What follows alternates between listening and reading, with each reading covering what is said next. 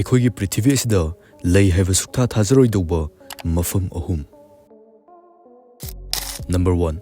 Makoko, Lagos. ꯃꯐꯝ ꯑꯁꯤ ꯊꯥꯏꯅꯒꯤ ꯃꯇꯝꯗ ꯉꯥ ꯐꯥꯕꯗ ꯈ꯭ꯋꯥꯏꯗꯒꯤ ꯃꯃꯤꯡ ꯆꯠꯂꯝꯕ ꯈꯨꯡꯒꯪ ꯑꯃꯅꯤ. ꯃꯁꯤ ꯅꯥꯏꯖꯦꯔꯤꯌꯥꯗ ꯂꯩꯕ ꯂꯦꯒꯣꯁꯀꯤ ꯁꯃꯨꯗ꯭ꯔ ꯃꯄꯥꯟ ꯑꯃꯗ ꯂꯩꯕ ꯈꯨꯡꯒꯪ ꯑꯃꯅꯤ. ꯃꯐꯝ ꯑꯁꯤꯗ ꯈꯨꯟꯗꯥꯔꯤꯕ ꯃꯤꯑꯣꯏꯁꯤꯡꯒꯤ ꯌꯨꯝꯁꯤꯡ ꯑꯁꯤ ꯏꯁꯤꯡꯒꯤ ꯃꯊꯛꯇ ꯂꯣꯏꯅ ꯁꯥꯔꯒ ꯂꯩ. ꯁꯝꯅ ꯍꯥꯏꯔꯕꯗ ꯃꯐꯝ ꯑꯁꯤ ꯏꯁꯤꯡꯒꯤ ꯃꯊꯛꯇ ꯂꯩꯕ ꯈꯨꯡꯒꯪ ꯑꯃꯅꯤ. ꯌꯨꯝ, ꯍꯣꯇꯦꯜ, ꯁ꯭ꯀꯨꯜ ꯑꯃꯗꯤ ꯈꯨꯗꯤꯡꯃꯛ ꯏꯁꯤꯡꯒꯤ ꯃꯊꯛ ꯑꯁꯤꯗ ꯁꯥꯔꯒ ꯂꯩ. ꯑꯁꯨꯝꯅ ꯃꯐꯝ ꯑꯁꯤ ꯋꯥꯇꯔ ꯁ꯭ꯂꯝ ꯍꯥꯏꯅꯁꯨ ꯈꯪꯅꯩ. ꯑꯗꯨꯒ ꯀꯔꯤꯒꯨꯝꯕ ꯀꯥꯟꯗ ꯚꯦꯅꯤꯁ ꯑꯣꯐ ꯑꯐ꯭ꯔꯤꯀꯥ ꯍꯥꯏꯅꯁꯨ ꯈꯪꯅꯩ. ꯃꯁꯤꯅ ꯄ꯭ꯔꯤꯊꯤꯕꯤꯗ ꯈ꯭ꯋꯥꯏꯗꯒꯤ ꯆꯥꯎꯕ ꯋꯥꯇꯔ ꯁ꯭ꯂꯝ ꯑꯃꯅꯤ. ꯈꯨꯡꯒꯪ ꯑꯁꯤ 19th ꯁꯦꯟꯆꯨꯔꯤꯒꯤ ꯃꯇꯝꯗ ꯉꯥ ꯐꯥꯕ ꯂꯥꯛꯄ ꯃꯤꯑꯣꯏꯁꯤꯡꯅ ꯉꯥ ꯐꯥꯐꯝ ꯑꯣꯏꯔꯒ ꯂꯩꯕ ꯍꯧꯅꯔꯛꯈꯤꯕꯅꯤ. ꯃꯐꯝ ꯑꯁꯤꯗ ꯃꯤꯑꯣꯏ ꯀꯌꯥ ꯂꯩ ꯍꯥꯏꯕꯁꯨ ꯆꯞ ꯆꯥꯕ ꯈꯪꯕ ꯉꯝꯗꯦ. ꯌꯨꯅꯥꯏꯇꯦꯗ ꯅꯦꯁꯟꯅ ꯐꯣꯡꯗꯣꯛꯄꯗ ꯃꯐꯝ ꯑꯁꯤꯗ ꯆꯥꯎꯔꯥꯛꯅ ꯃꯤꯑꯣꯏ 14 ꯃꯤꯂꯤꯌꯟꯃꯨꯛ ꯂꯩꯔꯝꯒꯅꯤ ꯍꯥꯏꯅ ꯐꯣꯡꯗꯣꯛꯂꯤ. ꯑꯗꯨꯕꯨ ꯅꯥꯏꯖꯦꯔꯤꯌꯥꯒꯤ ꯒꯚꯔꯟꯃꯦꯟꯠꯅ ꯐꯣꯡꯗꯣꯛꯄꯗ ꯃꯐꯝ ꯑꯁꯤꯗ ꯆꯥꯎꯔꯥꯛꯅ ꯃꯤꯑꯣꯏ 20 ꯃꯤꯂꯤꯌꯟꯃꯨꯛ ꯂꯩꯔꯝꯒꯅꯤ ꯍꯥꯏꯅ ꯐꯣꯡꯗꯣꯛꯂꯤ. ꯑꯗꯨꯕꯨ ꯑꯣꯐꯤꯁꯤꯌꯦꯜ ꯑꯣꯏꯕ ꯔꯤꯄꯣꯔꯠꯇꯅ ꯁꯨꯞꯅꯒꯤ ꯂꯥꯈ 2.50 ꯂꯩ ꯍꯥꯏꯅ ꯐꯣꯡꯗꯣꯛꯂꯤ. ꯃꯁꯤꯗ ꯄꯣꯄꯨꯂꯦꯁꯟ ꯃꯁꯤꯡ ꯑꯁꯤ ꯌꯥꯝꯅ ꯍꯟꯊꯅ ꯑꯣꯏꯍꯜꯂꯤꯕꯁꯤ ꯃꯐꯝ ꯑꯁꯤꯒꯤ ꯂꯥꯏꯔꯕ ꯍꯥꯏꯕꯗꯤ ꯄꯣꯚꯔꯇꯤꯒꯤ ꯆꯥꯡ ꯑꯁꯤ ꯀꯨꯞꯁꯤꯜꯂꯒ ꯊꯝꯅꯕꯅꯤ ꯍꯥꯏꯅ ꯊꯥꯖꯅꯩ. ꯃꯐꯝ ꯑꯁꯤꯒꯤ ꯏꯁꯤꯡ ꯑꯁꯤ ꯐꯤꯠ 5 ꯂꯨꯏ. ꯃꯗꯨꯒꯤ ꯃꯊꯛ ꯑꯗꯨꯗ ꯌꯨꯝ ꯑꯃꯗꯤ ꯑꯇꯩ ꯂꯩꯐꯝꯁꯤꯡ ꯑꯗꯨ ꯁꯥꯔꯒ ꯂꯩꯔꯤꯕꯅꯤ. ꯏꯁꯤꯡꯒꯤ ꯐꯤꯚꯝ ꯑꯁꯤꯁꯨ ꯚꯤꯗꯤꯑꯣꯗ ꯑꯗꯨꯝ ꯎꯔꯤꯕꯁꯤꯅꯤ. ꯃꯐꯝ ꯑꯁꯤꯗ ꯆꯥꯅ ꯊꯛꯅꯕ ꯄꯣꯠꯆꯩ ꯊꯥꯐꯝꯁꯨ ꯂꯩꯇꯦ ꯑꯃꯗꯤ ꯄꯥꯝꯕꯤꯁꯤꯡꯒꯤꯁꯨ ꯑꯃꯠꯇ ꯍꯧꯗꯦ. ꯑꯗꯨꯅ ꯃꯐꯝ ꯑꯁꯤꯗ ꯂꯩꯕ ꯃꯤꯑꯣꯏꯁꯤꯡ ꯅꯨꯃꯤꯠ ꯈꯨꯗꯤꯡꯒꯤ ꯑꯋꯥꯕ ꯀꯌꯥ ꯃꯥꯌꯣꯛꯅꯔꯒ ꯍꯤꯡꯂꯤ. ꯇꯁꯦꯡꯅ ꯍꯥꯏꯔꯕꯗ ꯃꯐꯝ ꯑꯁꯤ ꯃꯤꯑꯣꯏꯕꯁꯤꯡꯅ ꯂꯩꯕꯗ ꯌꯥꯝꯅ ꯈꯨꯗꯣꯡ ꯆꯥꯔꯣꯏꯗꯧꯕ ꯃꯐꯝ ꯑꯃꯅꯤ. ꯑꯗꯨꯕꯨ ꯃꯐꯝ ꯑꯁꯤ ꯃꯤꯗꯤ ꯃꯁꯤꯡ ꯊꯤꯉꯝꯗꯅ ꯂꯩꯔꯤ. ꯑꯗꯨꯒ ꯃꯐꯝ ꯑꯁꯤꯗ ꯕꯥꯔꯊ ꯔꯦꯠ ꯍꯥꯏꯕꯗꯤ ꯑꯉꯥꯡ ꯄꯣꯛꯄꯒꯤ ꯆꯥꯡ ꯑꯁꯤꯁꯨ ꯌꯥꯝꯅ ꯋꯥꯡꯏ. ꯃꯐꯝ ꯑꯁꯤꯗ ꯅꯨꯄꯥ ꯑꯃꯅ ꯅꯨꯄꯤ 3 ꯅꯠꯇ꯭ꯔꯒ 4 ꯂꯨꯍꯣꯡꯅꯩ. ꯑꯗꯨꯒ ꯅꯨꯄꯤ ꯑꯃꯅ ꯃꯆꯥ 5ꯗꯒꯤꯅ 8 ꯐꯥꯎꯕ ꯑꯦꯚꯔꯦꯖ ꯑꯣꯏꯅ ꯄꯣꯛꯅꯩ. ꯃꯐꯝ ꯑꯁꯤꯗ ꯃꯦꯗꯤꯀꯦꯜ ꯐꯦꯁꯤꯂꯤꯇꯤꯁꯨ ꯂꯩꯇꯕꯒ ꯆꯞ ꯃꯥꯟꯅꯩ. ꯂꯩꯐꯝ ꯑꯁꯤ ꯌꯥꯝꯅ ꯃꯣꯠꯄ ꯑꯁꯤꯅ ꯂꯩꯅꯥ ꯀꯌꯥꯁꯨ ꯑꯣꯏꯔꯛꯇꯨꯅ ꯃꯐꯝ ꯑꯁꯤꯒꯤ ꯃꯤ ꯑꯌꯥꯝꯕ ꯄꯨꯟꯁꯤ ꯁꯥꯡꯅ ꯑꯃꯠꯇ ꯍꯤꯡꯅꯗꯦ. ꯚꯤꯗꯤꯑꯣ ꯑꯁꯤꯗꯁꯨ ꯂꯩꯔꯤꯕ ꯃꯤꯁꯤꯡ ꯑꯁꯤ ꯑꯉꯥꯡ ꯉꯥꯛꯇꯅ ꯅꯝꯅ ꯎꯔꯤꯕꯁꯤꯅꯤ. ꯃꯤꯑꯣꯏ ꯑꯌꯥꯝꯕ HIV, ꯃꯦꯂꯦꯔꯤꯌꯥ, ꯍꯦꯄꯥꯇꯥꯏꯇꯤꯁ, ꯇꯥꯏꯐꯣꯏꯗ, ꯏꯟꯇꯦꯁꯇꯤꯅꯦꯜ ꯏꯟꯐꯦꯛꯁꯟ ꯑꯁꯤꯒꯨꯝꯕ ꯂꯩꯅꯥ ꯀꯌꯥ ꯑꯁꯤꯅ ꯃꯔꯝ ꯑꯣꯏꯔꯒ ꯆꯍꯤ ꯌꯥꯝꯅ ꯅꯧꯅ ꯂꯣꯏꯅ ꯁꯤꯅꯩ. ꯌꯥꯝꯅ ꯉꯟꯅ ꯁꯤꯔꯤꯕ ꯑꯁꯤꯒꯤ ꯃꯔꯝ ꯑꯁꯤ ꯃꯐꯝ ꯑꯁꯤ ꯃꯣꯠꯄꯈꯛ ꯅꯠꯇꯅ ꯃꯦꯗꯤꯀꯦꯜꯒꯤ ꯐꯦꯁꯤꯂꯤꯇꯤꯁꯨ ꯐꯪꯗꯕ ꯃꯔꯝ ꯑꯁꯤꯅꯅꯤ. ꯂꯩꯅꯥꯁꯤꯡ ꯑꯗꯨꯅ ꯅꯥꯔꯕ ꯃꯤꯑꯣꯏꯁꯤꯡ ꯑꯗꯨ ꯑꯁꯤꯕꯒ ꯆꯞ ꯃꯥꯟꯅꯔꯕꯅꯤ.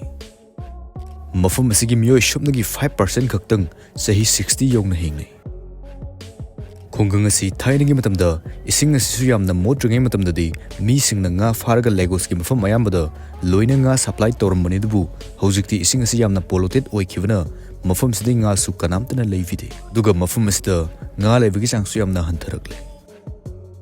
ꯑꯗꯨꯕꯨ ꯍꯧꯖꯤꯛꯁꯨ ꯃꯐꯝꯁꯤꯗ ꯈꯔ ꯆꯠꯂꯒ ꯂꯩꯕ ꯁꯃꯨꯗ꯭ꯔꯗ ꯉꯥ ꯐꯥꯕꯒꯤ ꯊꯕꯛꯇꯤ ꯑꯗꯨꯝ ꯇꯧꯅꯔꯤ. ꯑꯁꯨꯝꯅ ꯉꯁꯤꯁꯨ ꯃꯐꯝ ꯑꯁꯤꯒꯤ ꯈ꯭ꯋꯥꯏꯗꯒꯤ ꯃꯔꯨꯑꯣꯏꯕ ꯍꯤꯡꯅꯕꯒꯤ ꯄꯥꯝꯕꯩ ꯑꯁꯤ ꯉꯥ ꯐꯥꯕ ꯑꯁꯤꯅ ꯑꯣꯏꯔꯤ. ꯃꯐꯝ ꯑꯁꯤꯒꯤ ꯆꯠꯊꯣꯛ ꯆꯠꯁꯤꯟ ꯇꯧꯕꯒꯤ ꯄꯥꯝꯕꯩ ꯑꯁꯤꯁꯨ ꯍꯤ ꯑꯁꯤꯅ ꯑꯣꯏꯅꯩ. ꯌꯨꯝ ꯈꯨꯗꯤꯡꯒꯤ ꯍꯤ ꯃꯆꯥ ꯑꯃꯃꯝ ꯂꯣꯏꯅ ꯂꯩ. ꯍꯤ ꯑꯁꯤ ꯇꯧꯔꯒ ꯉꯥ ꯐꯥꯕ, ꯄꯣꯠꯆꯩ ꯌꯣꯟꯕ ꯑꯁꯤ ꯇꯧꯅꯩ. ꯅꯨꯄꯤ ꯑꯣꯏꯕꯤꯁꯤꯡꯅ ꯍꯤ ꯑꯁꯤꯗ ꯆꯠꯂꯒ ꯆꯥꯅꯕ ꯆꯤꯟꯖꯥꯛ, ꯊꯛꯅꯕ ꯏꯁꯤꯡ ꯑꯃꯗꯤ ꯌꯨꯝꯒꯤ ꯆꯪꯒꯗꯧꯕ ꯄꯣꯠꯂꯝꯁꯤꯡ ꯑꯗꯨ ꯌꯣꯟꯕꯒꯤ ꯆꯠꯅꯕꯤ ꯂꯩ. ꯑꯗꯨꯒ ꯃꯐꯝ ꯑꯁꯤꯗ ꯏꯁꯤꯡꯒꯤ ꯃꯊꯛꯇ ꯑꯗꯨꯝ ꯁꯥꯕ ꯁ꯭ꯀꯨꯜ ꯑꯃꯁꯨ ꯂꯩ. ꯁ꯭ꯀꯨꯜ ꯑꯁꯤ ꯃꯇꯝ ꯑꯌꯥꯝꯕꯗ ꯅꯣꯡꯂꯩ ꯅꯨꯡꯁꯤꯠꯅ ꯍꯨꯝꯈꯤꯗꯨꯅ ꯑꯉꯥꯡꯁꯤꯡ ꯆꯍꯤ ꯀꯌꯥ ꯂꯥꯏꯔꯤꯛ ꯇꯝꯕ ꯐꯪꯗꯅ ꯂꯩꯕꯁꯨ ꯌꯥꯎꯏ. ꯊꯛꯅꯕ ꯏꯁꯤꯡ ꯑꯁꯤꯁꯨ ꯁꯨꯞꯅꯒꯤ ꯑꯀꯛꯅꯕ ꯗꯨꯀꯥꯟ ꯈꯔ ꯈꯛꯇꯪꯗ ꯐꯪꯏ. ꯃꯈꯣꯏꯅ ꯏꯁꯤꯡ ꯑꯗꯨ ꯑꯇꯣꯞꯄ ꯃꯐꯝꯗꯒꯤ ꯄꯨꯔꯛꯂꯒ ꯌꯣꯜꯂꯤꯕꯅꯤ. ꯒꯚꯔꯟꯃꯦꯟꯠꯅꯁꯨ ꯃꯐꯝ ꯑꯁꯤꯗ ꯊꯛꯅꯕ ꯏꯁꯤꯡ ꯐ꯭ꯔꯤꯗ ꯐꯪꯍꯟꯕ ꯂꯩꯇꯦ.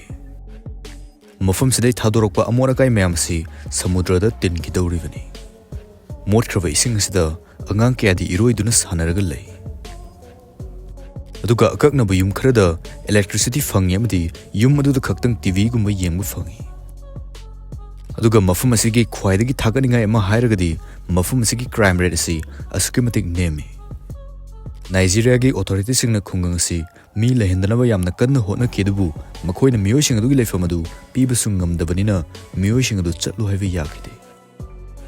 हिंगनबगी लानफमदा पिकलिबा अंगांगसिंगसु सही यामना नौना थबक सुरगा हिंगनरी मफम असिगी मी अयाम्बा लाइक लाइसु हैतबना अयाम्बनी अदुगा मफम असिगी मनिंग थंग मनाकल असिदा किलोमीटर 10 मुक चलगा असौ सुबो बिल्डिंग क्या सावा शहर असि अखोइनो उबु फंगी असमना मफम अनिगी खेनवसि वीडियो सिदसु उबु फंगले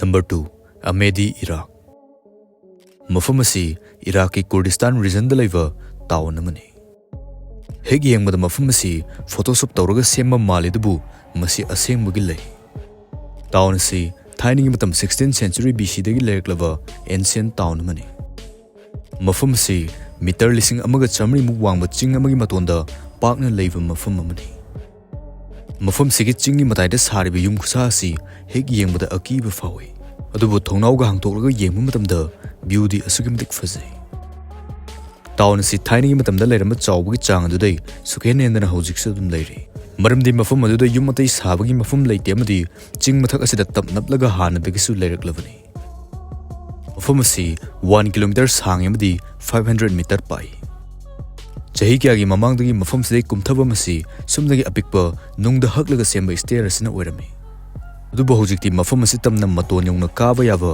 लंबी अमसु सारे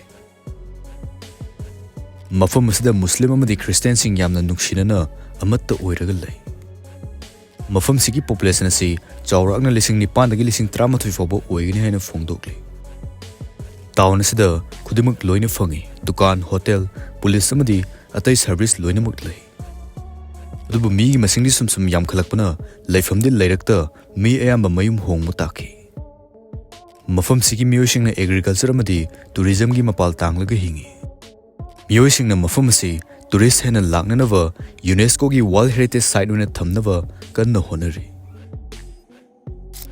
नंबर 3 यांजिन चाइना मफम असी पृथ्वीदा ख्वाइदगी अखुवा सिटी अमनि हाइनरी मफम असी सोशल मीडिया दसु यामना वायरल चटपा हेग येंगबदा असेंगबा मानदवा CGI तौरगा सेंबा मानबा सिटी अमनि मफम असी चाइना की यूनान प्रोविंस की हेंग रिवर की तोरबानदा अवांग चिंग अनिगी कारकता लैबनी सिटी असी नाकल अनिमक्ता पाकथोकहनगे हाबसु यारोइदो मफमनि मरमदि अवांग चिंग अनिना खाजलगा लैख्रबनी चिंग अदु तेमखाइगे खलबसु अराइबा थबक मदि ओइरोइदोरिबनी मफम सिगी ख्वाइदगी अखुबा मफम असी 30 मीटर खक्तने दुगा ख्वाइदगी पाकपा मफम असिना 300 मीटर नि मफम असी यामना खुबना बिल्डिंग अयंबा तुरेलगी हेक मपानदा लोइना सानै बिल्डिंग अदु साबा मतमदा इसिंग इचाउदगी ngakthoknaba पाम्बै क्यासु सिजनै पिक्रवा यामना चिनबा मफम असिदा मियोइ लिसिंग निफुमुकी मयुम ओइरगा लैरि सिटी असी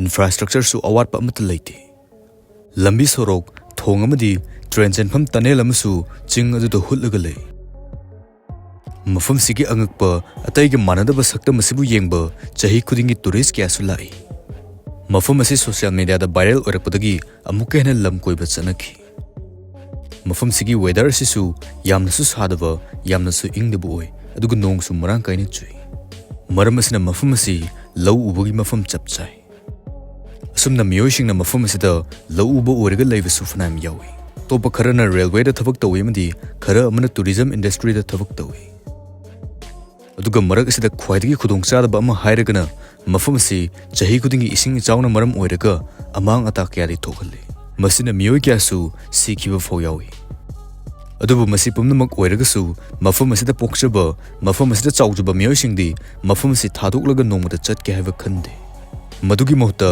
मफम असी कमदौना चौखट हनगदगे हाइबगी वाखलोंदा लोइना हिंगनै मफम असी वीडियो सिदा येंगमा मतमददि यामना फजै अदुबु अदोम लैयु हाइबा तारगदि लैबा ngamgadra वीडियो सिगी पार्ट 2 पामिरगदि कमेंट सोइदना हाइबिरमु।